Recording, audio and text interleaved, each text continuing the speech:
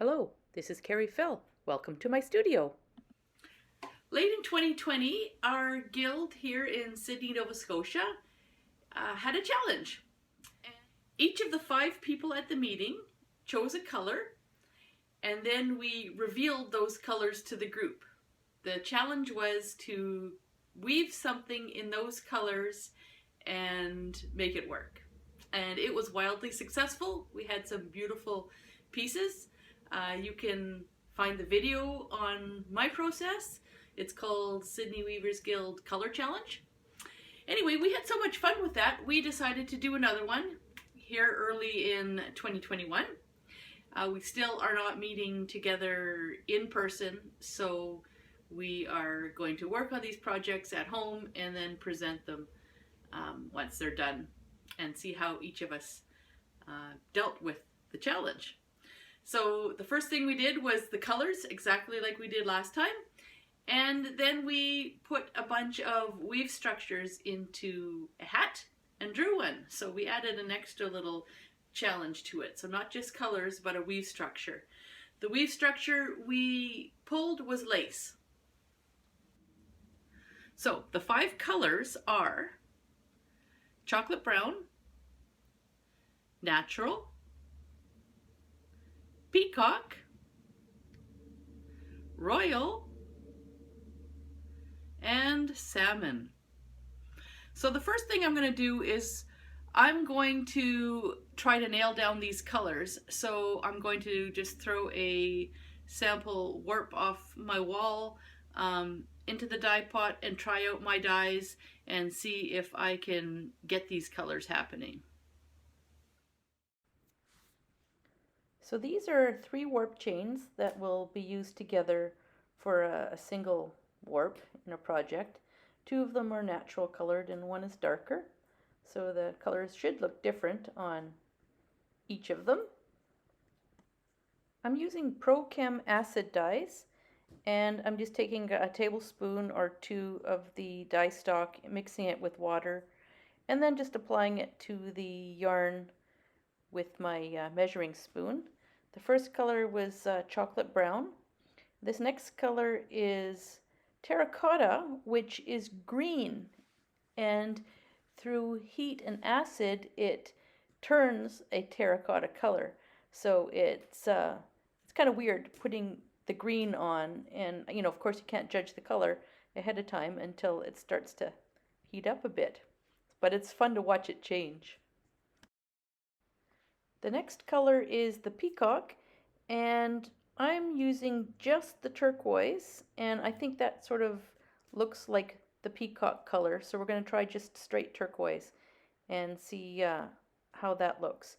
It goes on looking quite blue, but it too changes a little bit with the heat and acid. The final color I'm putting on is the royal color, and I created that using flag blue and brilliant blue. Combined that, can't remember what the ratio is, but it's a little bit of a darker blue. And I'm hoping that that will look more royal as the heat and acid cause it to change. We can see the terracotta just starting to change a little bit and starting to become that sort of orangey brown color. And I think I was adding a little bit more water and acid there so that it wouldn't burn in the bottom of the pan. If I add too much water, the colors will move around and blend too much, so I'm trying not to have too much water happening. Adding a little bit more of the terracotta in there because it was looking a little pale.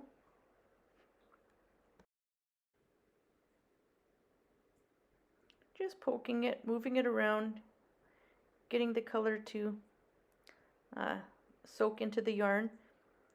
You can see the terracotta changing there. It's so fun to watch that happen.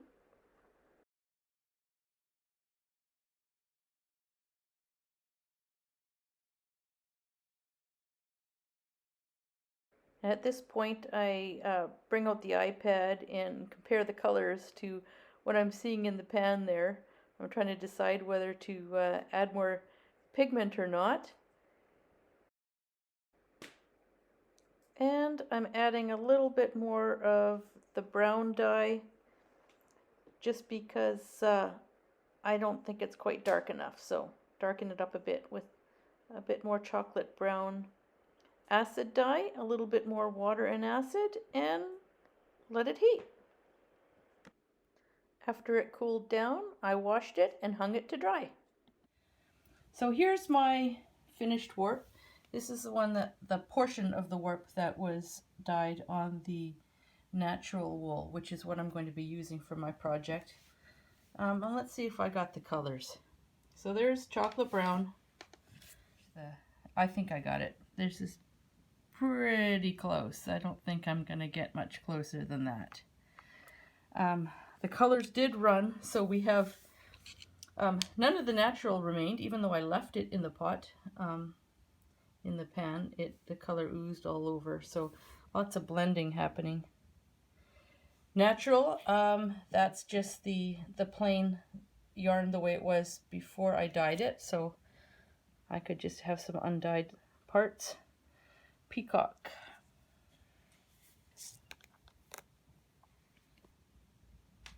That's not bad, at least on my monitor. I think I'm just going to go with that. That's turquoise, and so that's an easy one. Royal. Royal is where I mixed the flag blue and the bright blue, I believe, and it came out very dark. So this one I am going to adjust. We're going to change it so that there is more of the bright blue and less of the flag blue. And then salmon. I thought terracotta would be a good match. I'm not so sure now. So I'm going to have to work on that. It's much more orange, whereas my terracotta ended up very brown-like. So I'm going to have to adjust those colors a bit too.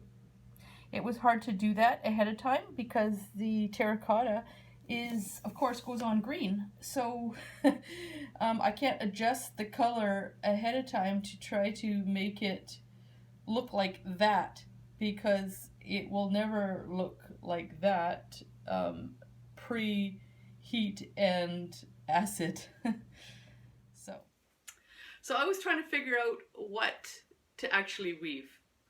I had played a little bit with color, and then I needed to figure out what the project was actually going to be.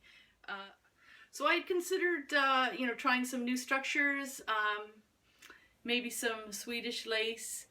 I was thinking about all that while I was weaving. I realized that what I had on the loom was huck lace, and I thought, I had wanted to tie on another project. I wanted to preserve the threading and keep weaving, so I thought, let's not make this too difficult. So this is one of the pieces that I was weaving. So while I was sitting at the loom weaving this piece, I thought, this is what I'm going to do. I'm going to dye for this pattern again.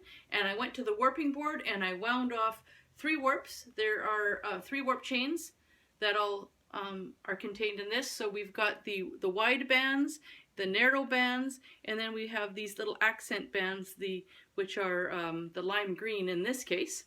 And so I wound those 3 warps and I put them in the bin with citric acid and water and put it into soak, ready to jump in and dye it.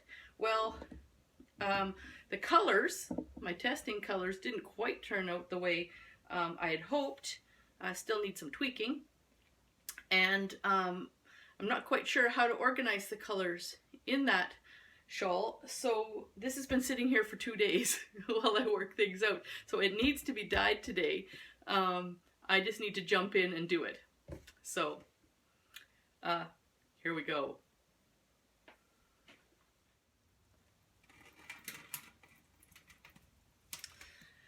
Salmon is going to be the one that I'm going to be fiddling with the most. That's the color that needed the most tweaking. When I did my sampling, So I'm going to do that first. Now here's the warp chain. This is the narrowest one. The salmon is going to be just the pop of accent color in the narrow stripes, because it is actually the complementary of blue. So just a little bit of it will really pop. Because natural is also one of the other color choices, I wasn't sure if I was going to use it or not, but I think I will. I think I'm going to take various parts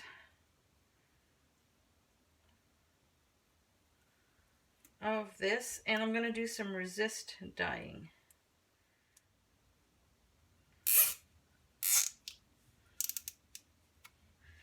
And these are going to be areas where there's going to be no dye, so those will be left natural, and that's how I'm going to get the natural color.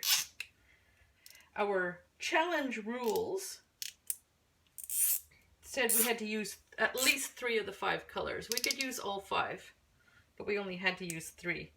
So I was thinking of not using the natural, but I think I will after all. So here's the some resist points.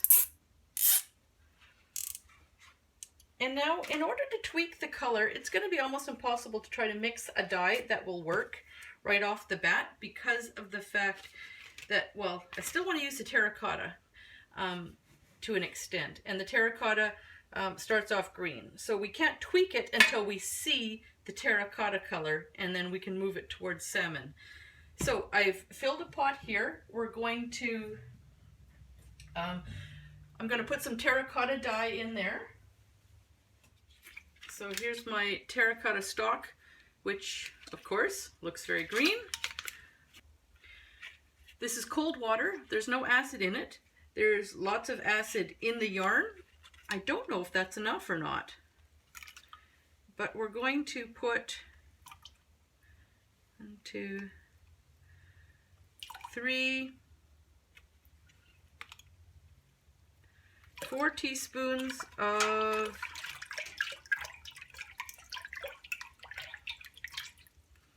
the terracotta.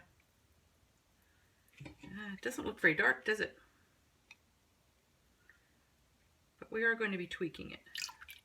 Look at the clumps. So yeah, this is one of the dyes that doesn't do as well in solution, I see. We have blobs in there. So that's 5 teaspoons of our stock, terracotta stock. I'm going to put the yarn in the pot and add some heat, and we'll see what we have, and then I can decide how to change the color, whether to add a little bit of red, a little bit of yellow, to orange it up a little bit. So let's lower this in.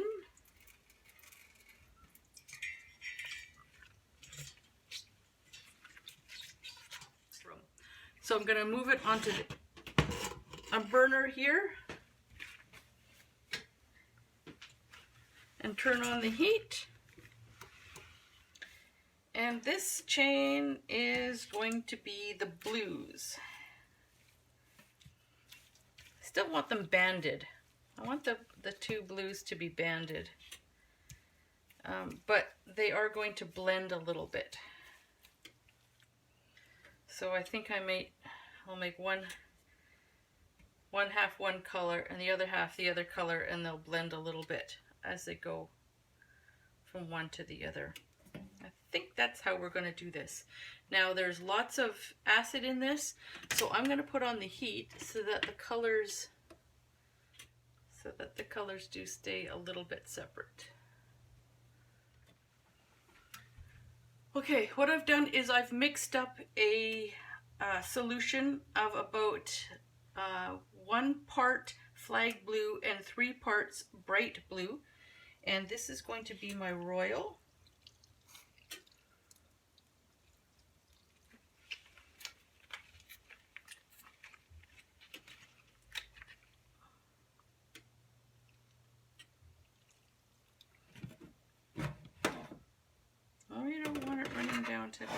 end yet.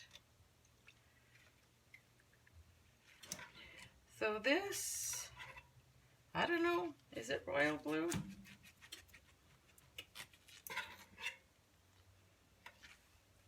I think it will be. Let's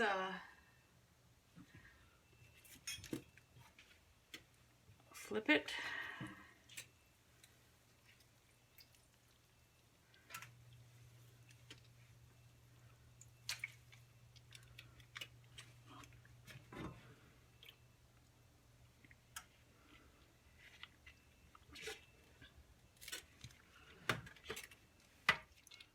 I want this end to be very saturated before I go in with the turquoise at the other end.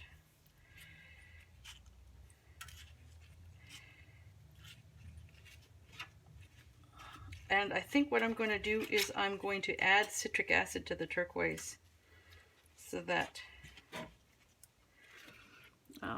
it doesn't flow around as much.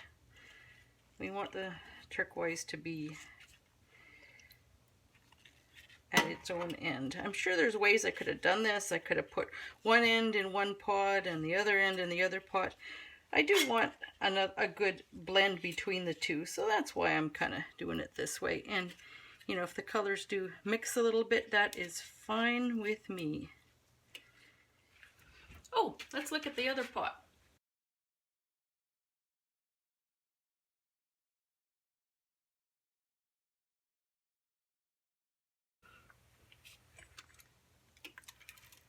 So far, it's a very light color, but it's not salmon. That's for sure.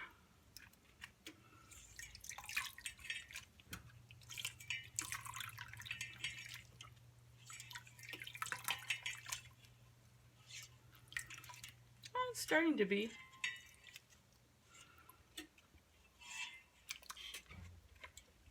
I'm just going to get a little bit of citric acid added to that pot. This is the water that everything was soaking in.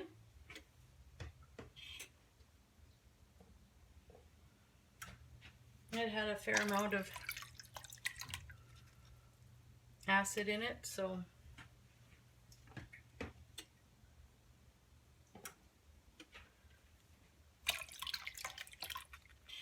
should work.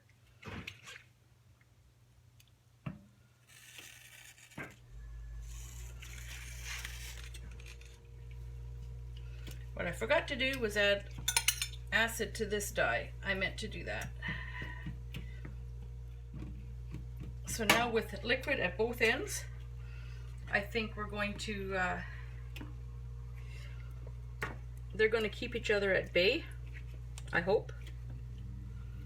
And this end is going to become peacock. And I don't want to lift anything out of here because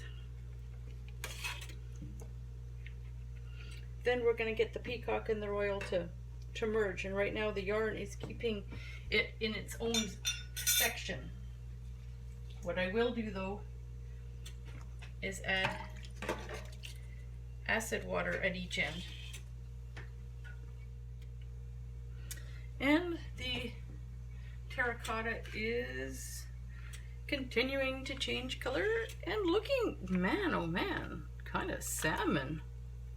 Maybe I won't need to tweak it. And the cool thing about color is you can play with the way it plays with its neighbors. So for instance, a salmon color is very close to being the complementary color to a blue. And as a result, when you put it next to it, it will make it look brighter. So if I have this terracotta color that looks a little bit like a dull color when I look at it by itself, if I put it next to the blue, it'll brighten it up. So I may not need to actually dye this any brighter. in order to increase the brightness. I just have to make sure that it's in the right spot in my weaving. And this looks like it might take a while.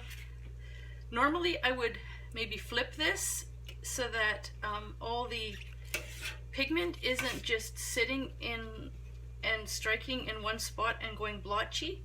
But my concern with that plan is that as soon as I lift this warp up out of the pan, the turquoise dye at this end and the royal dye, okay, so peacock and royal, which is what we're calling them for this project, the peacock and the royal colors will mix, and then I will have not two separate colors, which is what I want for this project. So I'm not going to pick up the, I'm going to pick up the warp.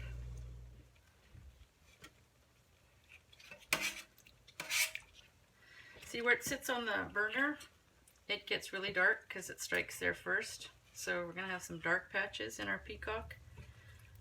But again, I don't want to flip it because I don't want the royal and the peacock to mix. So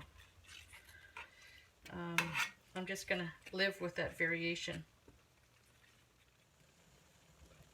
I assume that there's, yeah, very dark parts on the bottom of this too. Oh well.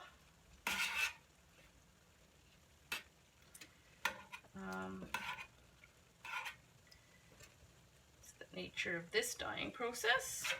Different technique would change that up, but I like this technique. I could have done it on the countertop by sort of hand painting, but I prefer the pan. So I'm gonna let this go. Watch the water clear, I hope. Oh, that's cooled right down.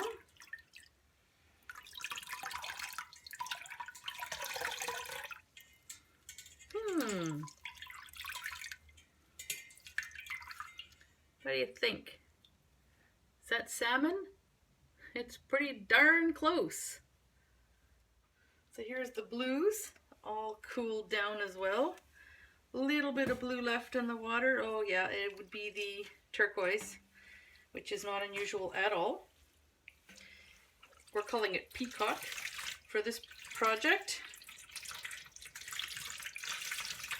And then the mixture that I made for royal blue, I think that looks about right. Looks pretty royal to me. After they're dry, we'll compare them to the color charts. So there's our two colors that we did today. And look how that terracotta looks very salmon when it's next to the blue. So just by putting it next to the blue, it takes on more of the color that we were hoping for. So that's kind of cool. I have one more section of warp that needs dyeing, and that is chocolate brown. That's our final color. And I'm going to just add the yarn to a chocolate brown dye bath. So this water is nice and acidic already, so I can just add some of the chocolate stock. Just gonna mix it. Yeah, there's lots of different pigments that make up the chocolate brown. So if I put the yarn in the pot, especially if it has a bit of heat on it, it will, and then not move it around too much, I think we'll see some variation in the warp, which is what I want. So into the cold water, and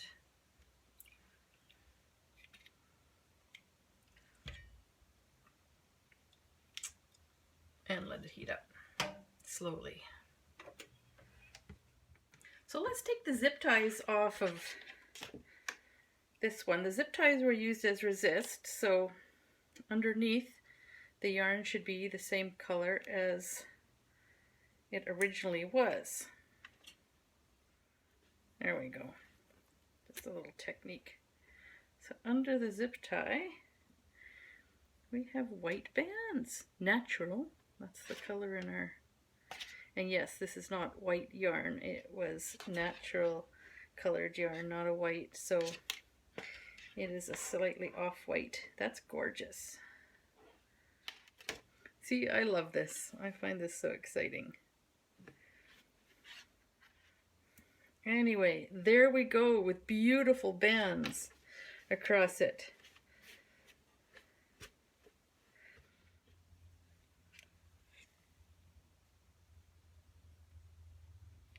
I'm just looking at that, trying to decide how dark I want to go. I'm picturing the project as a whole. I'm picturing the blues and the salmon, and I'm picturing what this would look like next to it.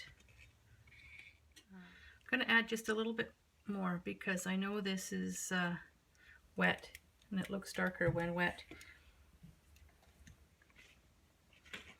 And I want this to be dark chocolate, not milk chocolate.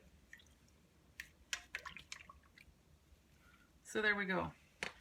We'll stop there. Next day, water looks clear and yarn looks brown. Does that look like chocolate? So this is going to be a nice tonal, I think, and this is one of the stripes in between the blue areas. So I'll wash this, hang it to dry, then we'll look at all the colors all together and see if I have matched the colors correctly. So here are the warps all dried and fluffy. So there's enough warp here for 2 shawls, and I wound it 6 yards long, so easily 2 shawls plus a little extra if I want to play maybe, I don't know. Here are the 2 blues, the royal blue and the peacock, and they turned out just right. The camera is not capturing it quite right. This is actually a much more turquoise. There's more yellow in this. It's deeper. Strange how my phone doesn't quite make it look right. There is the salmon, which I think the terracotta did a great job of just, you know, straight terracotta, making it look salmon. And the little resist bands have given me little pops of natural. So that's gonna look really cool on the loom, I think. Here's our chocolate, which has finished up and dried beautifully. There's a subtle color change in various spots. Again, the actual color is warmer than what my phone camera here is giving us. So this is, I think, going to work out really well for the challenge. I have just realized that I have the sample cards. Our color choices were made from the Broussard color line, and it's nothing to do with the yarn or the cotton. It's just that there's a good variety of colors, so that's where we chose from. So although this is a cotton, it's the color we're looking at, not the yarn. So let's just start with the natural. I mean, can't really go wrong there, but there's the natural and it's blending right in, so I'd say we're spot on with that. So now let's try the salmon. So this is the yarn for the salmon here. Mine's a little darker, as we can see. So the salmon is not disappearing into the yarn. I've got a darker shade of it.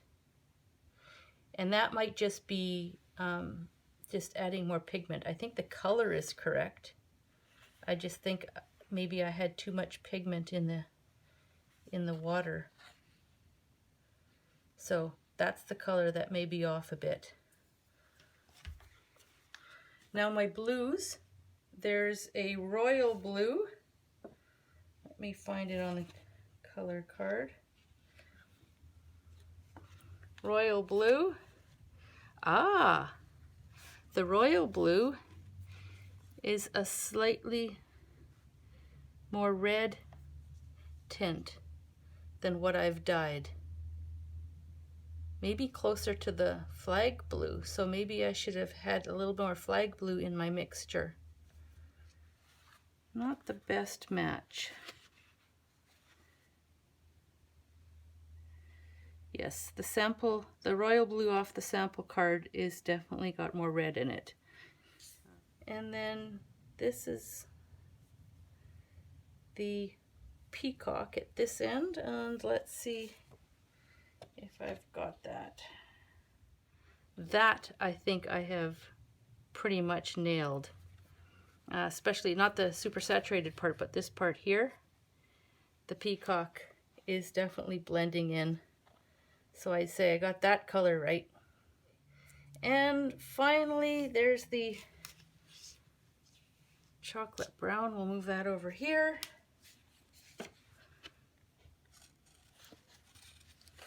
I'd say nailed it, especially in the more saturated areas. Finding the, look at that, how the yarn from the color card just disappears. So out of the 5 colors, we've nailed the natural, the peacock, and the chocolate. The salmon and the royal are not quite right. And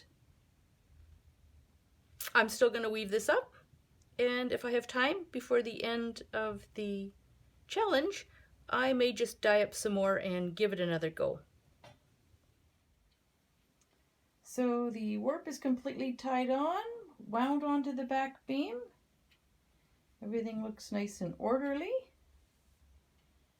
And I've got it all tied up at the front, and I lashed on, and I have my header woven. And now, I didn't plan this ahead of time. I have no idea what to use for the weft. So I'm not allowed to use a different color. I have to use one of the ones that are already here. So I'm leaning towards the royal blue or the chocolate brown, and maybe I'll do one of each since there's enough on here for 2 shawls. But I have to go to the dye pot nevertheless, so I need to make this decision.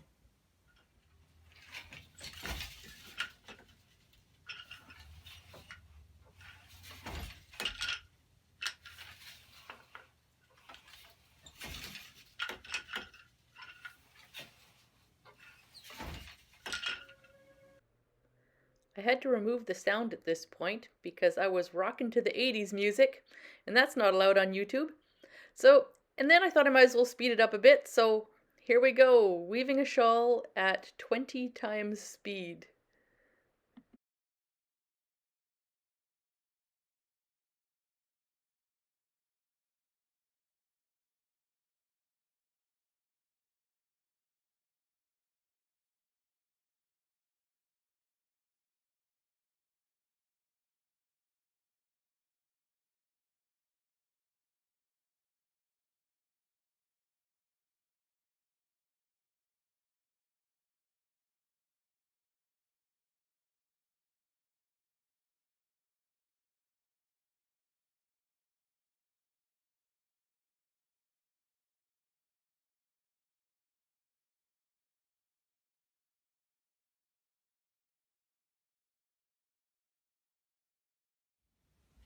I've come to the end of the weaving. I added a little band of blue weft at either end of this shawl. I wasn't sure if I'd have enough brown to make the full length that I wanted. So this is what I have left. It's just this, which, yeah, isn't a whole lot. So I think that was probably the right call to add a band of blue. We'll see what it looks like once it's off the loom. But first, I'm going to cut this off and hem stitch this edge here. Then we'll unwind it and take it over for wet finishing. Okay, this is the little extra bit of weaving I did. Cleaned off the bobbin of brown yarn. I'll take it to the sewing machine and do a zigzag stitch on each side, and I thought I'd do a slightly different treadling to see how that cloth turns out. And we've got 2 shawls on here. This is the one with the brown weft with a couple of blue stripes. I'm going to cut the fringe while I've got a line that's easy to follow. Let's see how long this is. It is just over 11 inches, so 5.5. That is 5.5 is right at the front here. So I'm going to cut it right along the beam.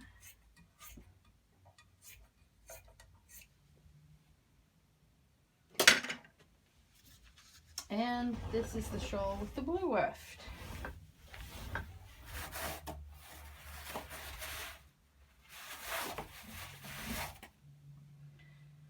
So I'm going to untie these knots just to get as much fringe as I can. I didn't know how much warp I was going to end up with by using all my weft, so I played it safe at the beginning and counted on using the area in the knot and beyond the knot as part of the twisted fringe, just in case. So here we've got the blue.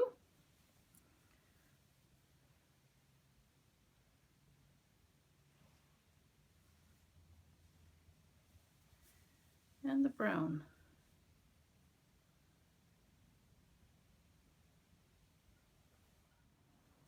So at the end of the warp, I got a little more creative with the treadling. And what I did is, instead of making just little squares of lace, I made continuous lace down the length and used up a little bit more of the warp at the end there. I really like the looks of the continuous lace like that. And I think I might do some more with that pattern. I have another warp on the loom tied on to this one, different colors, and I think I'll make at least one of the shawls with some of this lace. Here's the shawl with the brown weft. Now I wasn't sure if I had enough brown yarn because I was using the rest of a skein, so I added a band of blue at either end. And this one turned out amazing. Now this is a thick worm shawl, 100% wool, so it's wonderfully warm. So here's the nice well-defined lace pattern where the brown crosses over the blue, and then you can see where the blue weft is used, the lace is more subtle. I think this is really cool. I never would have thought to put these colors together, and I think it works so well. These challenges are good that way, giving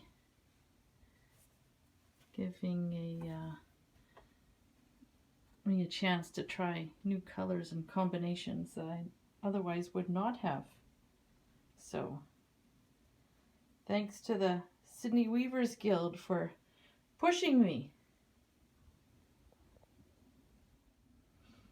I hope the Guild does this again. I hope once we've all finished our pieces and showed them to each other that we choose another project to work on. I really love these challenges. I can't wait to see what the others have come up with. If you've enjoyed this video, please like and subscribe. Please also consider joining my Patreon. Thank you for watching.